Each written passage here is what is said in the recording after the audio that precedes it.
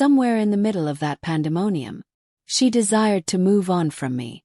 She referred to me as an error. Think of this as a wake-up call, Mom. I'm getting ahead of myself, though. I'll take you back to the start. I remember being a 19-year-old girl named Trinity Potter who made the error of putting her trust in her family. My name is Trinity. I am now 28 years old. However, I was 19 when this story began. My life was taken from me on the eve of my birthday. Please let me know where you're watching from and what time it is there in a comment before I continue. You have no idea how much it helps. I'm grateful. Ridgewood, New Jersey is where I was raised. It's a pleasant community with excellent schools, where people wave to one another and act as though everything is fine, even when things are falling apart. When I was 12, my parents were divorced. To be honest, it was a relief. The battle had been vicious. Even terrible is the quiet in between battles. Marcus Potter, my father, was an actual firefighter. The kind of man who managed to get home to help me with my schoolwork despite running into burning buildings. Even though he wasn't flawless, he loved me in the straightforward, uncomplicated way that gives you a sense of security. Diane, my mother, was a different matter. She was stunning. I'll give it to her. It's the kind of beauty that allows people to forgive things they shouldn't.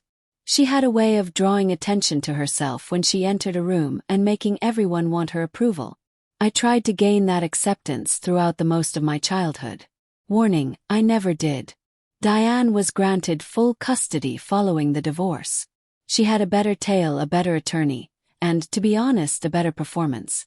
She sobbed in court about being left behind and finding it difficult to raise me on her own. Don't worry about Dad's timely monthly child support payments. It doesn't matter that he attended every parent-teacher conference, school play and football match while she was getting her nails done. Her tears were believed by the court. Typically, courts do. Dad, though, never gave up on me. He made the most of the weekends he had every other weekend.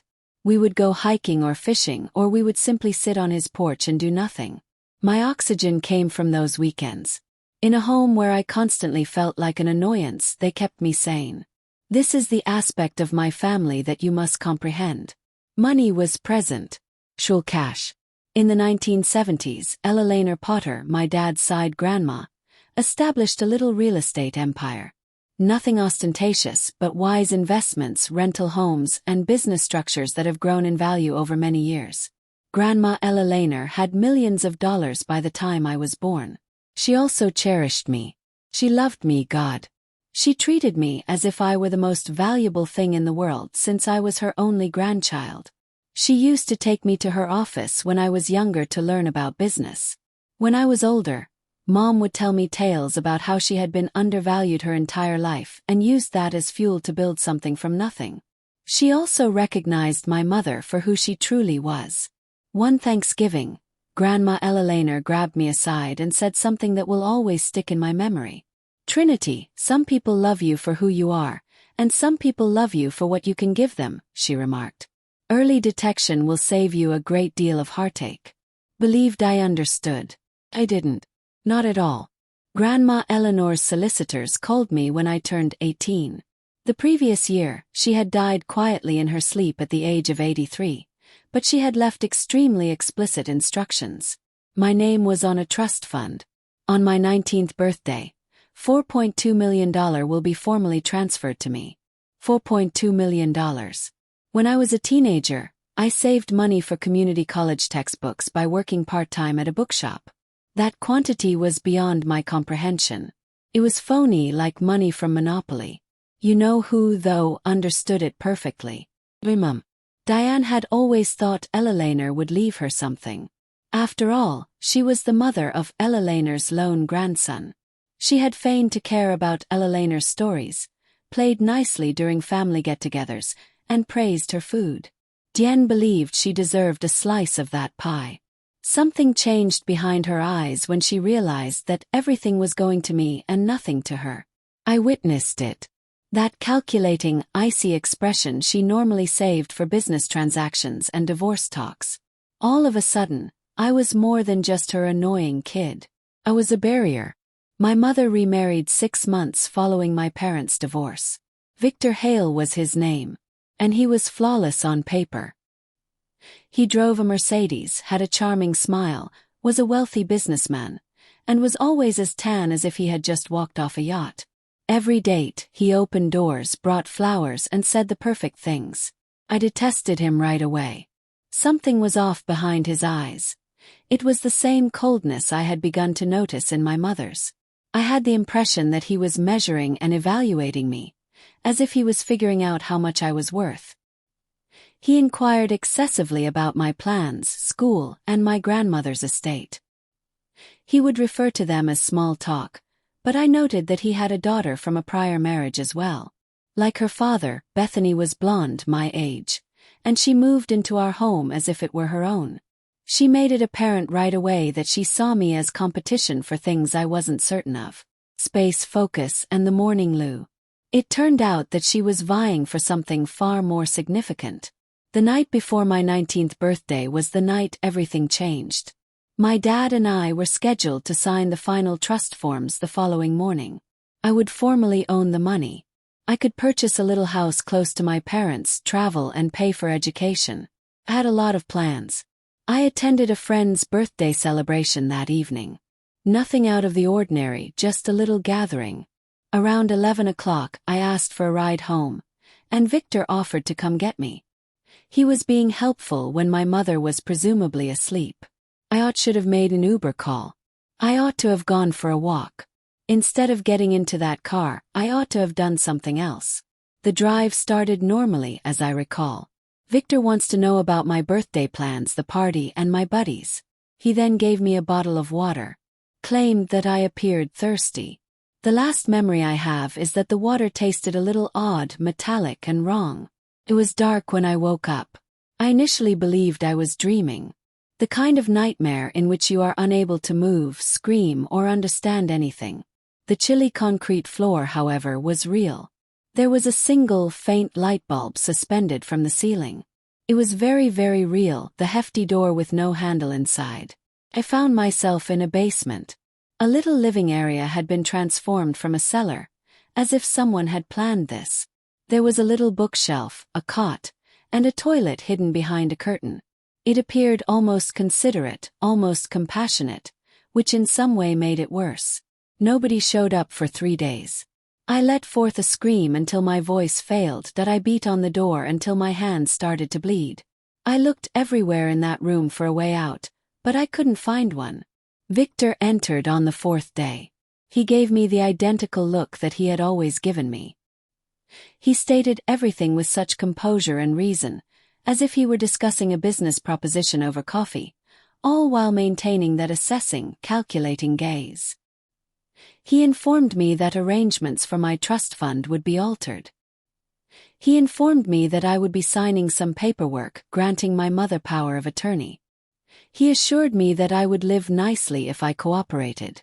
Good meals, books to read, and nothing bad happened. Where was my mother? I questioned him. I asked him if she was aware of his actions. He chuckled. Actually chuckled.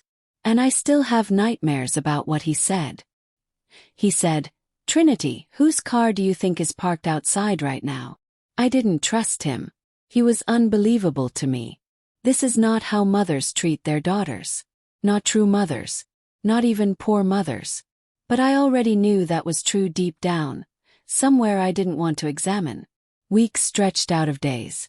Months passed after weeks. I declined to sign anything. Victor would come by, always composed and patient, as if he had endless time. He would bring me newspapers and show me my own headlines. They were optimistic at first. A missing adolescent's family begs for details. Ridgewood girl is still being sought after. At a news conference, my father's expression was haggard and desperate. After 6 months, the headlines shifted. Harris is missing and is thought to be dead. Mom hosts a memorial service. Picture was present. My mother, dressed in black, was using a handkerchief to wipe her eyes. Beside her, Bethany was suitably solemn. To grieve a girl who wasn't dead, a group of individuals I hardly knew came together. Victor gave a proud explanation of the legal issue. The money would go to my mother, who is my next of kin, if I were deemed legally dead and unable to collect the trust. It was basic, elegant, and clean. This was something they had intended from the start. The time, the marriage, everything. I was never a member of their family. Their payday was me. Victor transferred me after the first year. The basement was too close to town and too dangerous. He owned a farmhouse on 50 acres of vacant land upstate. There are no passing cars, no neighbors, and no possibility that anybody will hear me scream. The new space was marginally larger. However, the configuration is the same. There was only a little window near the ceiling that let me see the sky, a cot toilet, and books. I could see years go by in colors of blue and gray, and I could discern the seasons by the light. Victor came once a week, sometimes less. He would bring newspapers, supplies, and news from the outside world. He appeared to take pleasure in showing me what my money could purchase.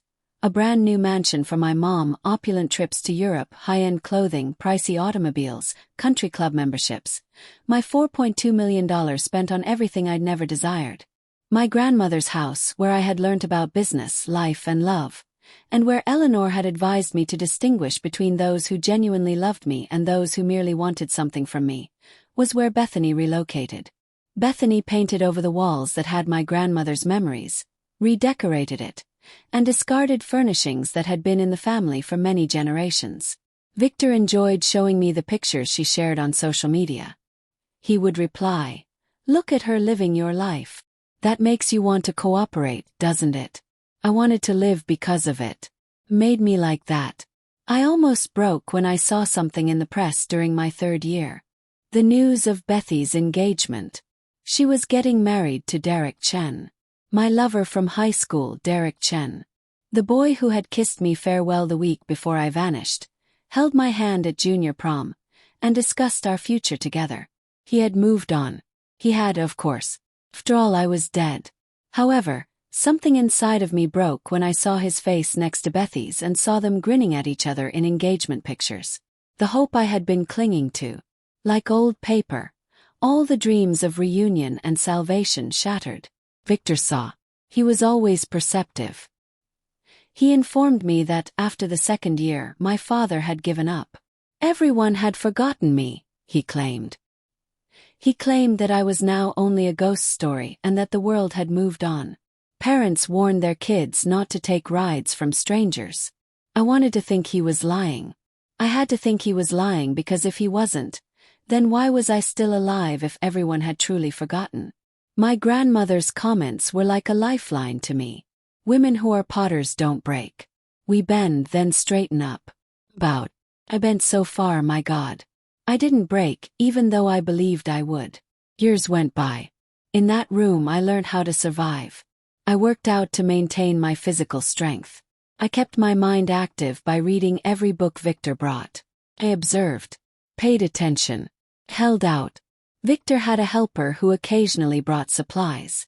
Rosa was a reserved woman, perhaps 40 years old, with somber eyes and deliberate motions. She hardly ever looked at me and never said anything. However, I observed certain aspects of her. She had bruises on her wrists, flinched when Victor spoke up, and maneuvered around him like a person negotiating a minefield. She was also under Victor's influence. I recognized a fellow prisoner when I saw one, but I had no idea how or what the specifics were. Something changed in the 7th year. Victor became irresponsible. He stopped hiding his tracks and checking corners since he had been doing this for so long and was so sure of his control. He left mail with the property address clearly apparent. I could hear him talking on the phone.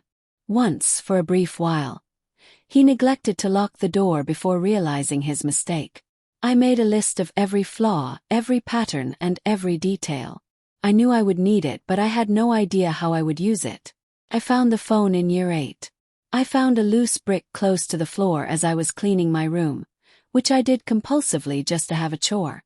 There was a tiny hollow area behind it. There was an old Nokia phone in that area, the kind that was unbreakable and had an endless battery.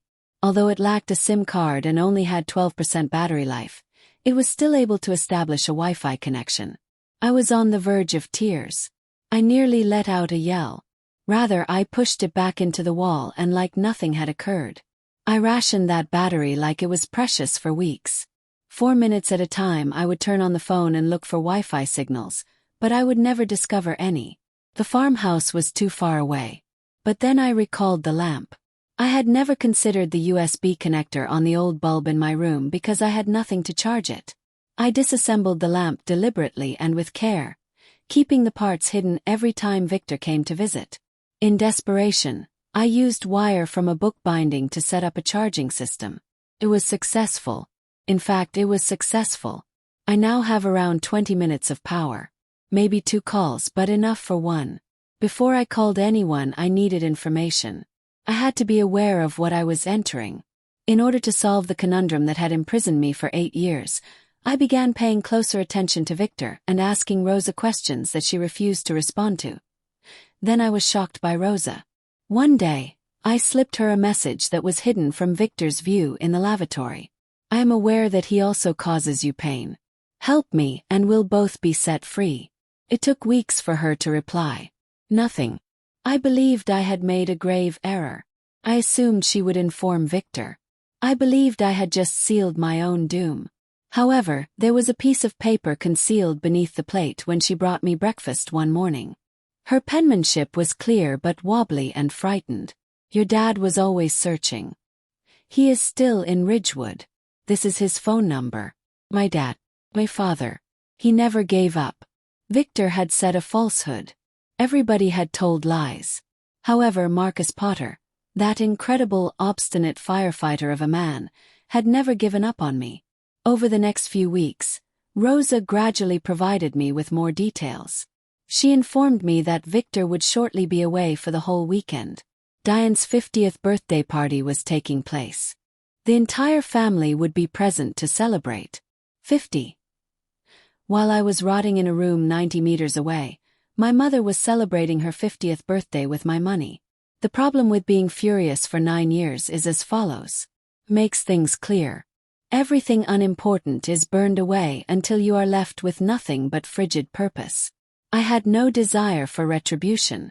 Justice was what I want, and I was going to understand it at last. One other thing Rosa told me. Something that was nearly as painful as the actual kidnapping. My mother came to the farmhouse on my birthday each year. She came to see me to make sure I was still under control, restrained, and unable to destroy her ideal pilfered life. The door opening once a year, unfamiliar footsteps, and the smell of pricey perfume wafting into my room were all memories of those encounters. I had always assumed that Victor had hired it. It was her, even though I never allowed myself to believe it. For 9 years, my mother visited my prison on my birthday to make sure the door was still secured. Once Rosa heard her. I overheard Diane telling Victor that I resembled my father too much, that this was preferable to a divorce, and that certain mistakes are better left unspoken. She made a mistake with me. Her hidden error. Victor departed on the Friday evening of the birthday weekend. At 3 in the morning, Rosa unlocked my door and informed me that she wouldn't have to report me missing until Sunday night. I stared at this woman who, despite having nothing to gain and everything to lose, had the courage to assist me. I invited her to accompany me. She gave a headshake. She promised to give me a head start, slow me down, and have her own strategy, but she couldn't take any more chances. I gave this stranger who had saved my life a hug. I then took off running. After years without freedom, have you ever felt it again? I'm not talking about finishing a lengthy assignment or taking the weekend off from work. Genuine freedom after genuine captivity, that is. It was like drowning in reverse when I took my first breath of outdoor air. My eyes ached from the brightness of the stars above. I had no idea stars could have that appearance. I followed the moon as I sprinted through unfamiliar forests towards the sounds of far-off traffic. I arrived at a roadway by daybreak. Wearing clothes that had been washed 1,000 times, I appeared to be a ghost, possibly skinny, pallid, and wildered. I must have been scary. Nevertheless, a truck driver pulled over and inquired about my well-being. It wasn't technically a lie when I told him I had gotten out of a nasty relationship. He got me coffee at a diner, drove me to the closest town, and avoided asking me questions I wasn't prepared to respond to. I switched on the Nokia and joined the diner's Wi-Fi in the lavatory. I dialed my father's phone number, which Rosa had given me, and waited even though my hands were trembling so much that I could hardly tap the numbers. 3 rings, followed by his voice. Older, weary, but definitely him. First, I was unable to speak. Words felt unattainable after 9 years of stillness. Then I heard him remark, "Hello again," confused, about to hang up. And I did say it. "Dad, it's Trinity," I said. "I'm still here." There were no words in the sound he produced. It was the sudden release of 9 years of grief. It was every silent prayer he had said, every clue he had followed, and every night he had gazed at my picture, wondering whether he would ever find out the truth. It was all crammed into a single, shattered sob. He picked me up after a 5-hour drive. His car pulled into the diner parking lot, and I watched him get out. He looked grayer and older, yet he looked just like my dad. We spent 20 minutes holding each other while we stood in the parking lot. We both remained silent. We didn't have to. I told him everything in the car. Victor, the farmhouse, the basement, the years spent in captivity. When I told him about my mother's involvement, I saw the shock, anger, and sadness on his face. He had a suspicion about her. He had always had suspicions about her, but knowing and suspecting are 2 different things. He informed me he had been gathering evidence for 9 years, filing complaints, hiring private investigators, and pressuring police detectives to close the case. Everyone informed him that I had passed away. Everyone advised him to move on. When Diane testified at my death, she learnt that I had mental health problems, that I had likely fled, and that I had experienced some trauma. Even the doubters believed her because she had so convincingly sobbed. Marcus Potter, however, was skeptical. Marcus Potter never gave up searching. At home he had documents. Diane was able to access my trust within a week of my death being announced, according to financial records. Diane supported Victor's business before they were even legally married, according to business documents, indicating that the entire relationship was prearranged. Testimony from people who had observed Victor behaving strangely in the months before to my disappearance. He had spent 9 years building a case. I simply didn't have any evidence to support his claims. You did now. And hey, you would brighten my entire day if you could press the subscribe button, give it a like, and perhaps even write a comment on what you think should happen next. I'm so happy you're here, and this story is for you. Howard Patterson, a retired FBI agent, was a friend of Dad's. For 30 years, he had worked on cases involving missing persons, and Trinity's case had always troubled him. Although there was evidence of foul play, it was still considered a probable runaway due to political pressure from Diane's connections. Even at 72, Howard was as sharp as a knife. Howard didn't inquire when his father informed him that Trinity was still alive over the phone at 6 in the morning. "Bring her to me," was all he said.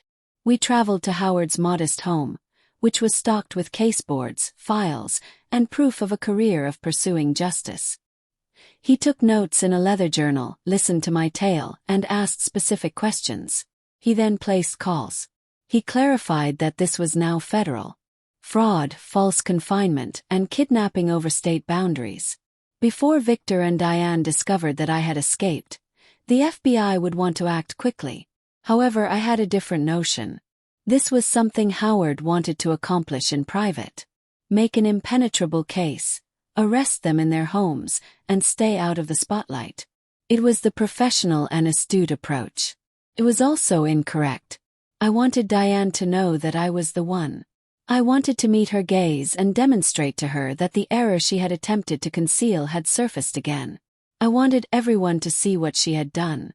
Howard cautioned me that things may go wrong, that revenge fantasies seldom survive touch with reality, and that emotions make poor tactics.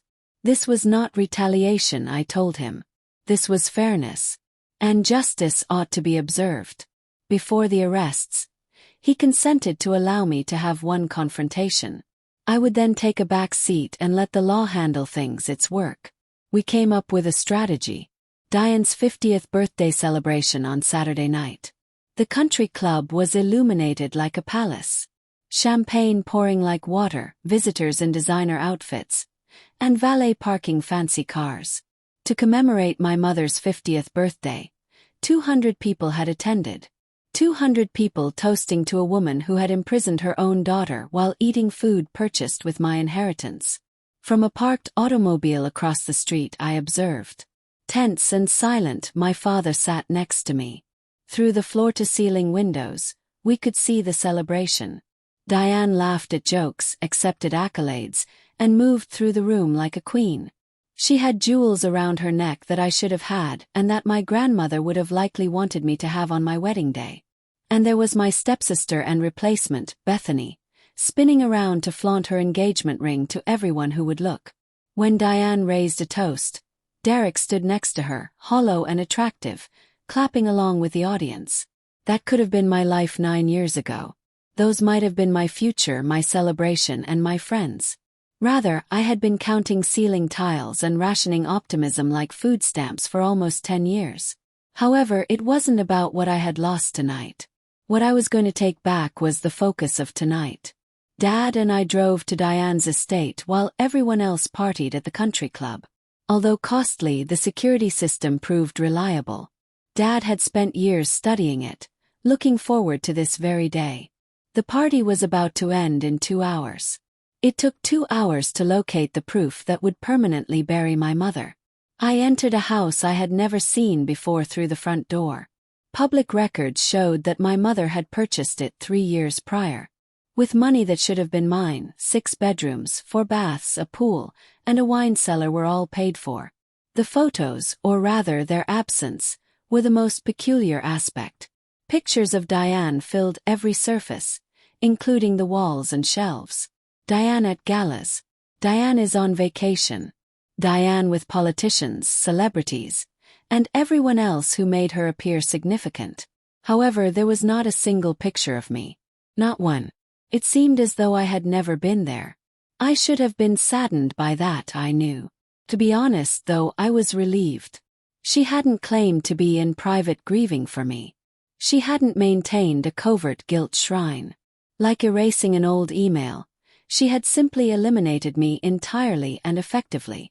At least now I knew exactly who she was. Dad remained close to the front door, keeping an eye out for headlights. I went to find the reason we had come. Upstairs was my mother's home office. A lovely room with floor-to-ceiling bookcases and a mahogany desk. Very pricey, very stunning, and very Diane. And there was a picture of herself hanging behind her desk, just where I knew it would be. Some people conceal their safes behind cherished family portraits or artwork. A painting of my mother's face concealed hers. If that isn't everything you need to know about Diane Potter, nothing will. Hail. Her birth date was the safe combination. It was, of course.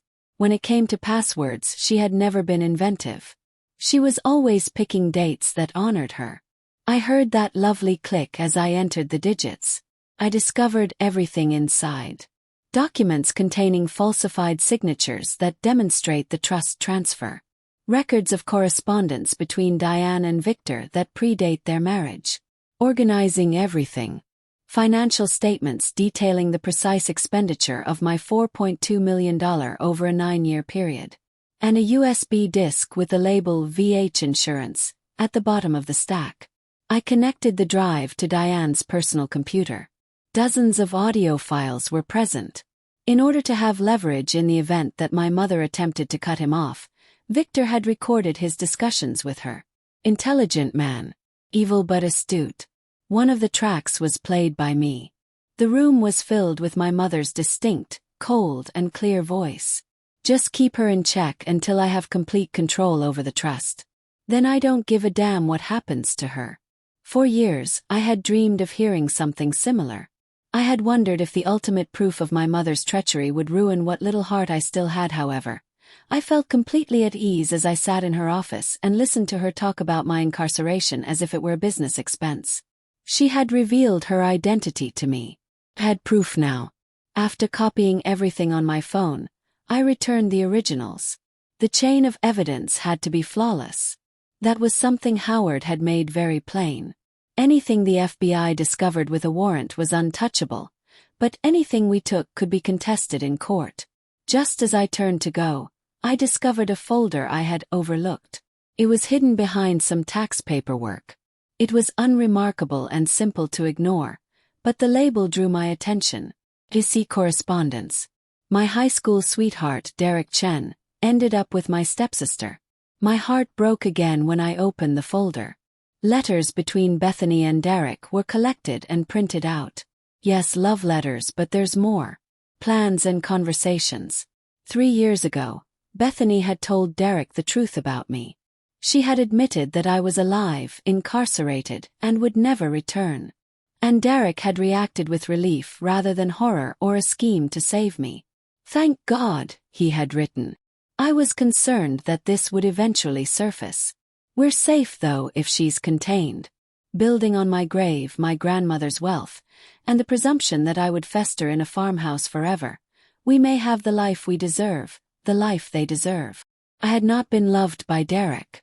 Perhaps he hadn't. The Potter fortune was a concept he adored. And he wouldn't think twice about switching sides when Bethany provided him a cleaner route to it. I took pictures of the letters for inspiration rather than as proof. The front windows were illuminated by headlights. From below, Dad's voice was urgent. Someone is returning home early. I closed the portrait, pushed everything back into the safe, and went to the hall. On the front porch, footsteps. Lock with a key. I ducked inside the wardrobe of a guest bedroom and held my breath. It was Bethany. I could hear her talking too loudly on her phone while staggering while intoxicated.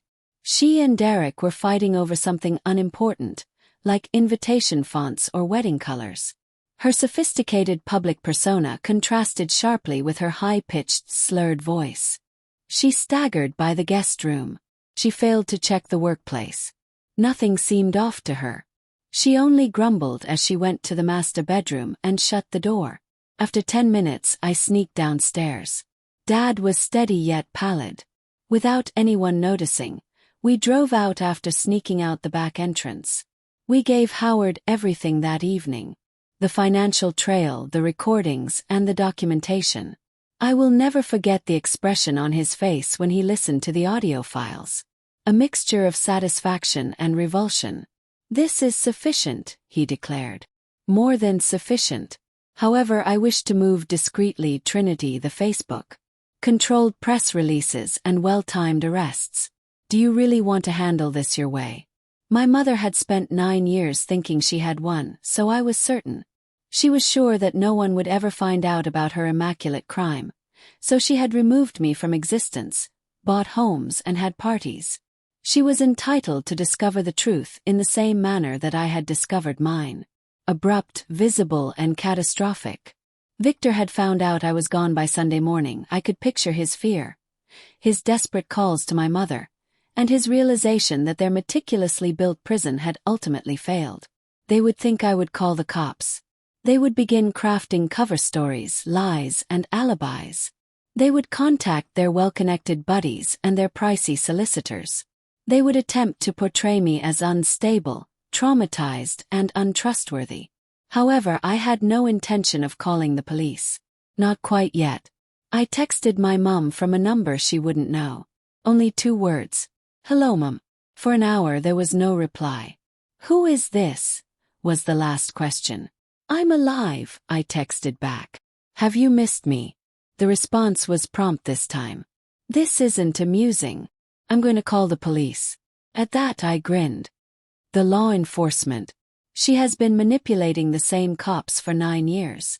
Because Diane Potter Hale had influential friends, the same police had closed my case. I sent one more message. Mother, make sure you're safe. The person behind your picture. Silence for 20 minutes. I could envision her running home from wherever she was, destroying her office, gazing at the proof of her own misdeeds, and wondering how much I knew what I had seen and what I had stolen. Her call was answered. I didn't respond. Instead, she texted, "What do you want?" This is where I could have been unkind. I could have demanded cash, an apology, or a spectacular altercation. However, I came to the realization that none of that was what I wanted. All I wanted to do was comprehend. I want to know why, I said. Why did you treat me like this? Took her 5 minutes to respond. When it finally arrived, it was longer than anything she had ever written to me in my life. You were a constant source of error, a reminder of your father and a past I wished to put behind me. Eleanor never loved me as much as she loved you.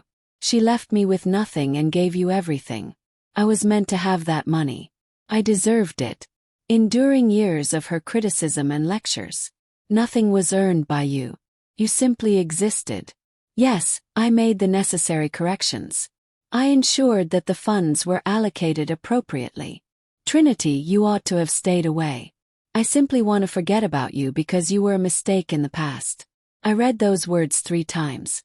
Because she was no longer confessing to me, they hurt a bit less each time. The FBI agent standing directly behind me was filming her confession. My last communication to her was typed. Think of it as your final desire. I then placed my own call. Not to the local news station, not to Howard, not to the FBI. The tale went viral in less than an hour. Absent Aries discovered. 9 years later, still alive. Mom is charged with planning the kidnapping. The recordings were available on the internet. The records were available to the public. A screenshot of Diane's text confession was shared 1 million times. Every blog, forum, podcast, social media site, and news program was discussing Trinity Potter and her monstrous mother. It must have been blowing up Diane's phone. Her co-workers, friends, and acquaintances from the country club. They are all realizing the truth. They all realized they had fallen in love with a woman who had imprisoned her own child in order to make money.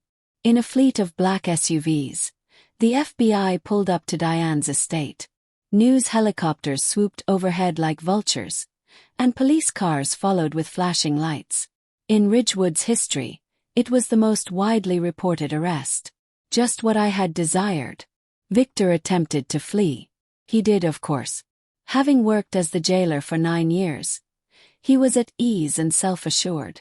However, all that confidence disappeared when the FBI agent showed up at the back gate. Like a frightened animal, he ran towards the woods. He was tackled into the ground by 2 agents after he had traveled around 50 feet. From across the street I observed. With his hand resting on my shoulder, my father stood next to me. We didn't say anything. We just witnessed the real-time collapse of the empire of lies. Someone had ignited a fire inside the mansion. Later on, we discovered that Victor was attempting to destroy evidence in his panic before fleeing. He had flung papers into the fireplace or knocked over a candle. Something foolish and desperate. After the drapes and curtains caught, I discovered everything in my home office. Within minutes, firefighters were on the scene. This is the portion that still brings a smile to my face. The men from my father's former station, who had been looking for me for 9 years, put up posters, recruited volunteers, and never lost hope that I was still alive, were the first truck on the scene. They prevented the burning down of my mother's mansion. They had the option to let it burn. They wouldn't have been held accountable. However, they weren't like that. My father did not raise kids to be like that. While attempting to escape through the garage, Bethany was taken into custody. The entire way to the squad vehicle, she cried out that it was unfair, that Trinity had always received everything, and that she should have had her fair part as well. The illusion was total. She still couldn't view herself as the bad guy. Dererick was brought in for interrogation. Although he wasn't taken into custody right away, his involvement was obvious. After 3 years of knowing, he remained silent. He had used my incarceration as the foundation for a future he called love.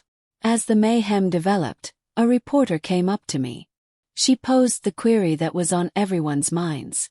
"How are you feeling, Trinity?" I gave it some thinking. 9 years of gloom. 9 years of quiet. I wondered if anyone remembered me for 9 years. I told her that I felt like I had finally awoken from a nightmare. Everyone else must now confront reality. The fallout was swift. Within 48 hours, Victor and Diane were officially charged. Conspiracy, fraud, wrongful imprisonment, and federal kidnapping. The evidence was overwhelming. The public's indignation was deafening. No attorney in the nation wished to work on their case. There are limits to even the priciest ones. Rosa stepped up to testify. Over the course of 9 years, she testified about all she had witnessed and heard. The farmhouse, the basement, and Diane's yearly visits to see how her daughter was doing in prison. Her testimony was heartbreaking, in-depth, and unquestionable. Rosa received security and a route to legal status from the FBI in return for her cooperation. Victor had been able to manage her since she had no documentation. He had threatened to deport her, cut her off from her family, and destroy everything she had established in this nation. She had lived under that danger for years, too kind to totally ignore me and too afraid to assist me. After her testimony, I went to see her. 2 women who had survived the same monster sat together in a tiny coffee shop. "Thank you," I said to her. "You gave me my life back." She gave a headshake. "You gave me my courage," she remarked. "I observed you for years, not wanting to sign those documents or break. I reasoned that perhaps I could maintain my strength if you could." Together we sobbed. Together we chuckled. Instead of discussing the past, we discussed the future while eating pie. Eventually, some of the money returned to me. Diane's lifestyle expenditures of almost $2 million were permanently lost, since they were consumed by houses, trips, and diamonds that had already been sold to cover legal costs. However, there were still $2.2 million in accounts. There was another surprise for the estate attorneys. Ella Lehner, my smart grandmother, had established a backup plan in the form of a supplementary trust. She had a suspicion that anything would occur. She had already recognized Diane for who she was and had planned appropriately. The secondary trust was smaller, but it was secure and only I could access it. $3.8 million was returned to Trinity Potter. Really, it wasn't about the money. Knowing that my grandmother's last present had survived my mother's avarice was incredibly satisfying, even though it had never been about the money. Even in death, Ella Lehner had kept me safe. Slower but sweeter was my father's vindication. People had referred to him as obsessed, insane, and a bereaved parent who was unable to accept reality for 9 years. His own friends had organized interventions, pleaded with him to let go, and warned him that he was ruining himself by pursuing a ghost. Those same individuals now formed a queue to offer an apology.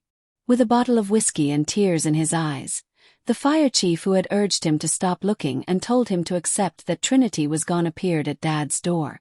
I received a handwritten letter from the investigator who had closed my case. Even Diane's friends, who had witnessed her weeping and come to my memorial, apologized awkwardly and offered assistance.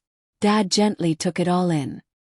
He had been called insane for 9 years, but he had always been correct. Now he could afford to be polite. This time, the fire station offered him a genuine retirement celebration. "Never stopped believing, never stopped fighting," was written on the plaque they handed him. He displayed it alongside a picture of me as a newborn in his living room.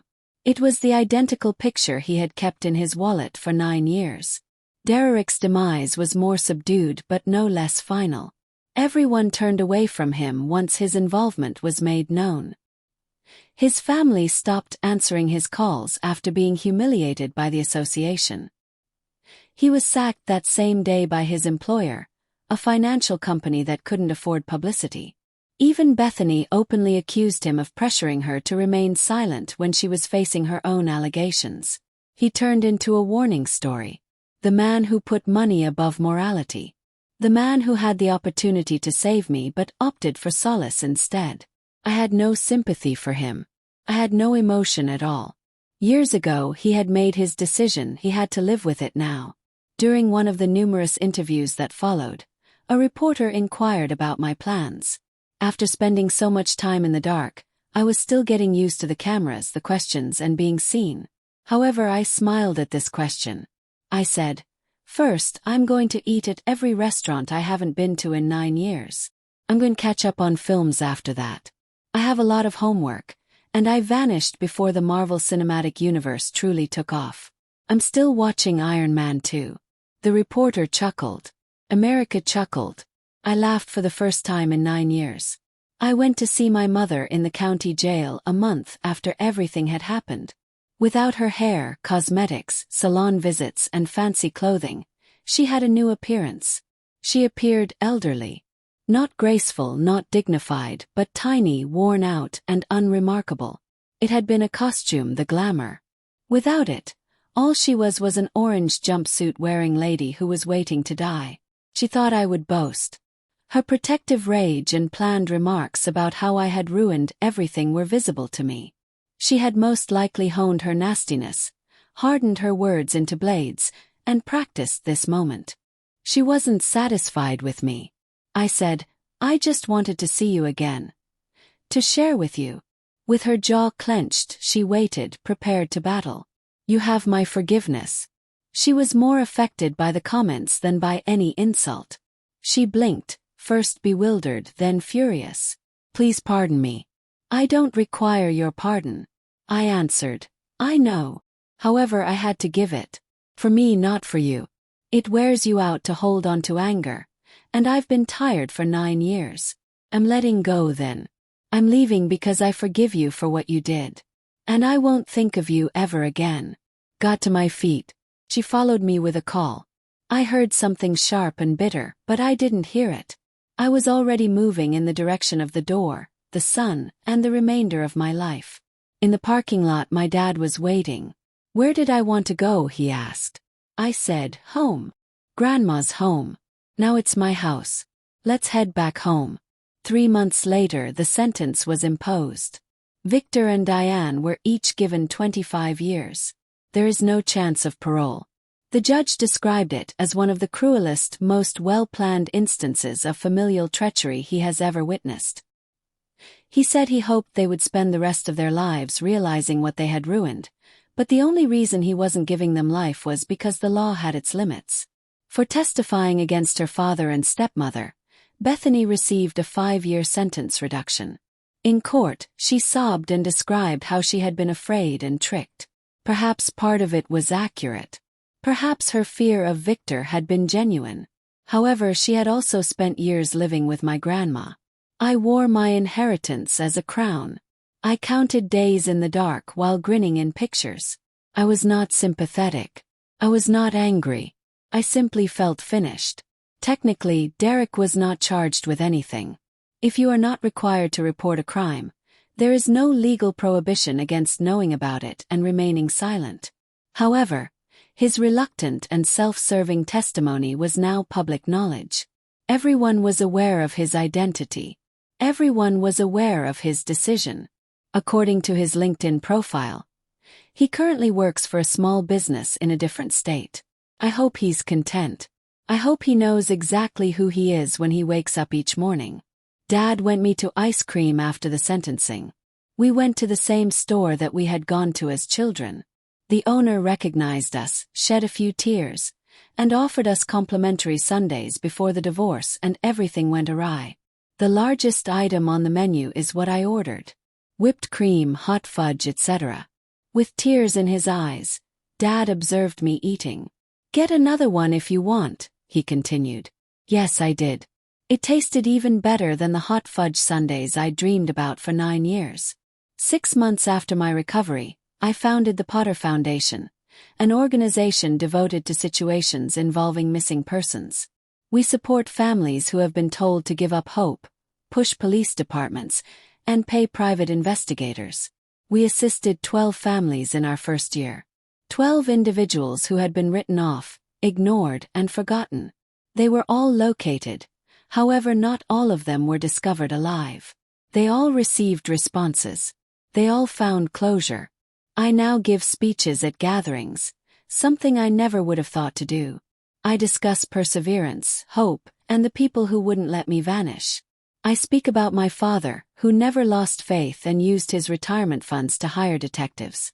I mention Rosa, who put everything on the line to give me her phone number.